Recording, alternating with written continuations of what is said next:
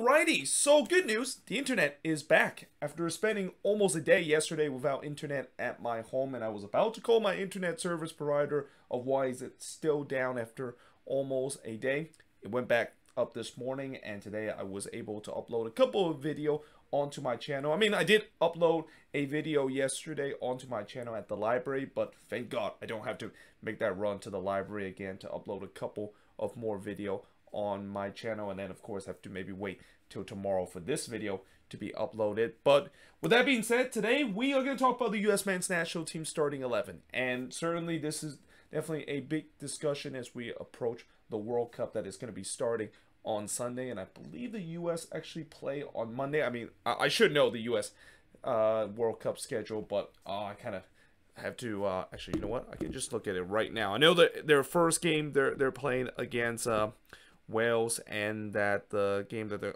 going to play is only going to be on the 21st. So literally going to be a day after Qatar, of course, play against Ecuador in the first group. And it kind of makes sense that they are the first one to play because they are in Group B, and in terms of how this World Cup schedule has always been the case, it's always Group A, B, C, D, and E, and F. But that being said, today we are going to, of course, talk about the starting 11, and there's definitely a lot of starting 11 that I've seen out there of what Greg Berhalter is going to do against Wales. So today I want to make a video to talk about my starting 11 of how this team is going to look when they play against Wales in a couple of days. And we start off with the goalkeeper position. Oh, by the way, in terms of the formation, I'll go with the 4-3-3 because that's kind of the formation that Greg Berhalter loved to use, and he's been using that formation pretty much for the last couple of games, and even for majority of the World Cup qualifying games the U.S. of course have played. So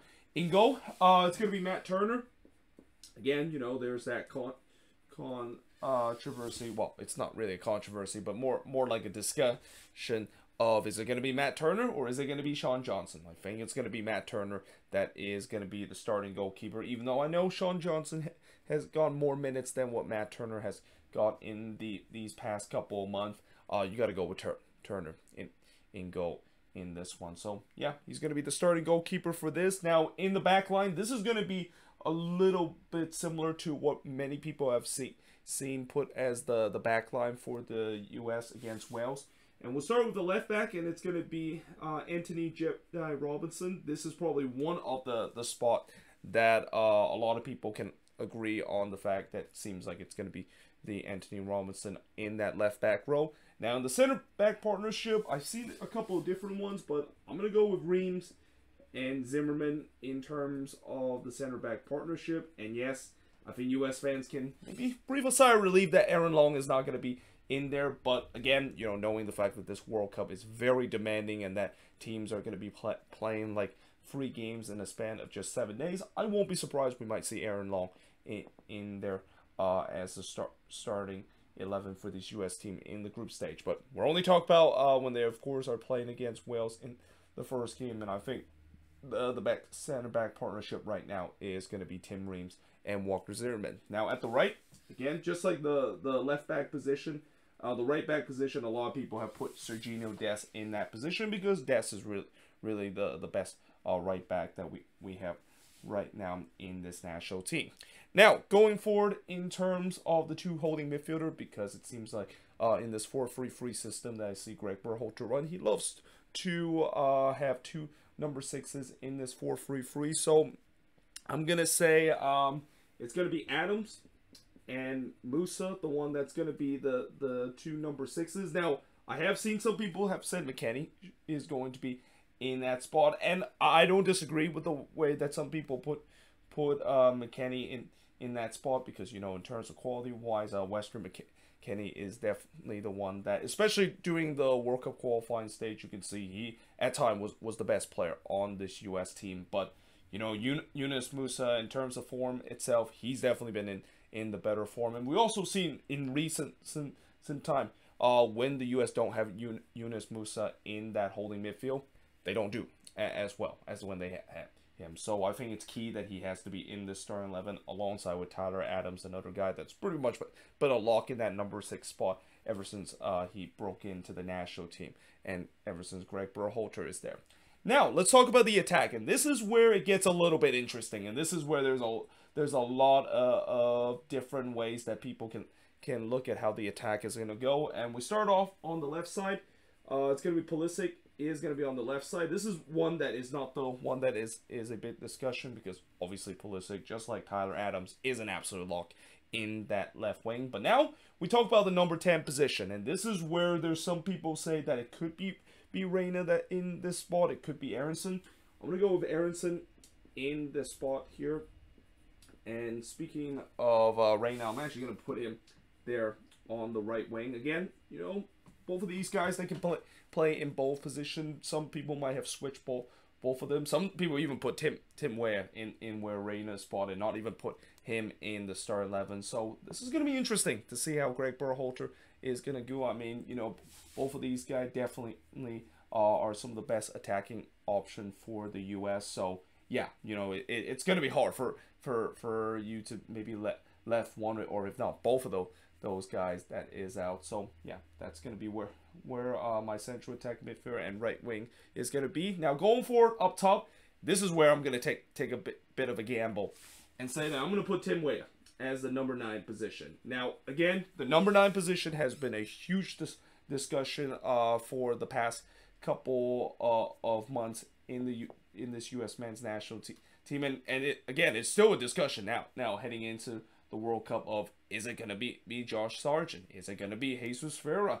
Or is it going to be someone that is unexpected? And that I feel like that unexpected player is going to be Tim Weah. Now, I know Weah is not a natural number 9, and he usually don't play in that spot. But again, I mean, I just don't think like, if I had to go with a true number 9 in this team, I mean, I don't know if I'm confident that Josh Sargent could be that guy. I mean, you know, Sargent, yes, he has had a much better season this year with Norwich City, but he just got back into the national team picture. And you, again, knowing the time that he's been with the national team, he has not had the same impact as he would have in the club level. And also, there's definitely a lot of naysayers about Josh Sargent's ability to be that number 9 for this U.S. men's national team. And then Jesus Ferreira, I talked about how he was really struggling down the stretch with FC Dallas, at a point where, you know, for a long time I've said that Jesus Ferreira was the answer for this U.S. men's national team, and especially from what I've seen during his World Cup qualifier. But I feels like Ferreira is starting to suffer the Ricardo Pepi problem, where, you know, when there's like these big games coming up down the stretch, he's not able to produce in the club level. And also it just feels like, you know, the form that Pepe was in. Remember how he was in a great form, and that's why he brought in the national team. That was kind of the same case with Jesus Ferreira. I mean, he was in a great form with FC Dallas, but because of his form, kind of really lacked in the last couple of months. That's when there's a lot of skepticism that Ferreira is not going to be the guy that is in that number 9 spot. And this is also why that if they could have just chose Ricardo Pepi in this spot, I would have definitely gone with him up front, even though I know there's going to be some people who say, well, yeah, you know, he's been playing in the Dutch league. And of course, in the Dutch league, if you can't score, then you don't even came close to deserve to be in the starting 11. But, you know, in terms of form itself, I think Ricardo Pepi is definitely the best option, that number 9 position. I mean, some might even go crazy to say that Haji Wright maybe deserved to be the starting number 9 for this team. I don't think so, because I think he's more of an impact sub. He's the guy that, you know, I've said it before. The reason why they brought Haji Wright into this team is because he's going to be the impact sub. He's going to be a guy that is going to have the pace and the energy to run down against those tired defender late in these World Cup games. And that, yeah, I don't think he's going to be the guy that is going to be starting in this. And that, yeah, again, I'm going to take a gamble and say Tim Weah is going to be that spot, because there's time where Tim Weah has been the most dangerous attacker for this U.S. team. And that, again, he's not natural number 9, but knowing the fact that the U.S. don't have a natural number 9, I'll say that maybe like Tim Weah is kind of like just a false 9 coming into this first game. But yeah, let me know in the comments below, what do you think of this starting 11? And as always, let me know in the comments below your starting 11, how Greg Berhalter is going to line up against Wales in the first game. And again, I won't be surprised, it's going to be different throughout throughout these 3 World Cup games, because you know you can't simply just keep putting the same starting 11 every single game. Not just because the fact that you basically run the team to the ground, but there's different circumstances. Like if the U.S. does win the first game and maybe win even their second game, or even just the opponent that they of course would face, I think Greg Berhalter is going to definitely change that. But for now, this is going to be the starting 11 that I think is going to start against Wales. But we'll see whether or not if that is going to be the case. And that, of course, as I'll do the review of that game, there is definitely going to be a lot of discussion that we're going to be talking about. And also, even when I do the preview of the U.S. Play against these opponents, that I'll definitely talk about how they can approach it in these 3 group stage game. But until then, let me know in the comments below. Again, what do you think of this video, and also your starting 11 that is going to be used in that game against Wales in a couple of days. But yeah, hope you guys enjoyed this video. If you do, make sure you guys leave a like, smash the subscribe button, and yeah, I of course will see you guys next time.